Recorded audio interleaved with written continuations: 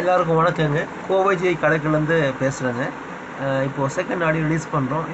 இதை பார்த்தீங்கன்னா கோயம்புத்தூருக்கு வந்து முன்னாடி வரலாறை பற்றி பழைய நூற்றாண்டுகால வரலாறை பற்றி பார்த்தோம். இப்போ பார்த்தீங்கன்னா சமீப கால வரலாறுன்னு பார்த்தா 1800 சம்மந்தப்பட்ட வருஷம் நமக்கு வரலாறு கிடைக்கிது. என்னென்னு பார்த்தா 1800 சம்மந்தப்பட்ட கோவை மன்ன ஆண்டவர் பேர் வந்து மாதே அப்படின்னு சொல்லி ஒருத்தர் ராஜா ஆண்டுக்கு. அவர் முழு பேர் பார்த்தீங்கன்னா மாதே ராஜா அப்படின்னு சொல்லி ஆட்சி பண்ணியிருக்கிறார். அவர் வந்து மைசூர் ராஜா சிக்கனகவுடரோட பிரதிநிதி இங்கே ஆட்சி பண்ணியிருக்கிறார். அவர் வந்து கிட்டத்தட்ட ஒரு 40 வருஷம் ஆட்சி பண்ணியிருக்கிறாருங்க. அவரோட ஆட்சி காலத்தில் எந்த பிரச்சனை பெரிய பிரச்சனை எதுவும் கிடையாமல் நார்மலாக போயிருக்கு.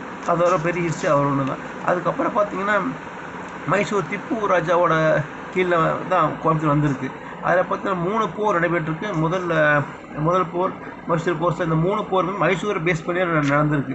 அந்த 3 போர்லையுமே வெற்றி பெற்ற கடைசியாக வெற்றி பெற்ற ஆங்கிலேயர்கிட்ட கேட்டு கோயம்புத்தூர் போயிடுச்சு. அதுக்கப்புறம் அந்த மைசூர் ராஜா வந்து மைசூர் அரண்மனை வந்து இவனுக்கு அந்த உடையார் ராஜா வீட்டு போனதுனால கோயம்புத்தூர் வந்து ஆங்கிலேயர்கிட்ட வந்துருச்சு. இதுதான் கோயம்புத்தூர் பெரிய இஷ்யூ. பெரிய அளவு இது கிடையாது, சின்னதாக ஒரு சின்ன ஹிஸ்ட்ரி. 1800 பக்கம் ஒரு 3 போர் சந்திச்சு அது வந்து கடைசியாக மைசூர் வந்து கோயம்புத்தூர் வந்து ஆங்கிலேயருக்கு கிடச்சிருக்கு. என்னென்னு பார்த்தீங்கன்னா அப்போ கோயம்புத்தூர் பார்த்தீங்கன்னா மெயினாக ஃபேமஸ் வந்து பார்த்தீங்கன்னா மில்லுகள் தான். கோயம்புத்தூர் பெரிய பேர் கோயம்புத்தூருக்கு.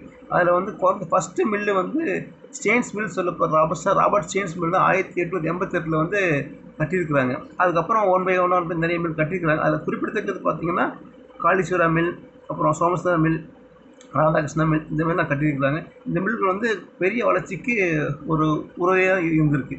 இந்த மில்லு தான் கோயம்புத்தூரில் பெரிய பேர், நல்ல பேர் வாங்கியிருக்கு. அப்புறம் கோயம்புத்தூர் சங்கம் நிறைய அமைச்சிருக்காங்க. நிறைய தொழில் இருந்திருக்கு. நெசவு தொழில் இருந்திருக்கு, இல்லை ஜவுளி தொழில் இருந்திருக்கு, தங்க நகை தொழில் இருந்திருக்கு. அப்புறம் பார்த்தீங்கன்னா பம்பு நிறைய பேர் கொடுத்து பம்பு தொழில் வளர்ச்சி இருந்திருக்கு. அப்புறம் மில்லில் பார்த்தீங்கன்னா அதுக்கப்புறம் கண்டுபிடிப்புன்னு பார்த்தா கிரைண்டர் வந்து பார்த்தீங்கன்னா கோயம்புத்தூர் உள்ளூர் மக்கள் கண்டுபிடிச்சி பெரிய அளவில் வியாபாரம் பண்ணி பெரிய பேர் வாங்கி கொடுத்தது கிரைண்டரு. அது வந்து கோயம்புத்தூர் அது பேர் லட்சுமி கிரைண்டர் மில் சொல்லி கண்டுபிடிச்சிருக்கிறாங்க. அது வந்து பேரை வாங்க பெரிய பேர். ரொம்ப நன்றி, தேங்க்யூ. அடுத்த ஆடியோ பார்ப்போம். நன்றி.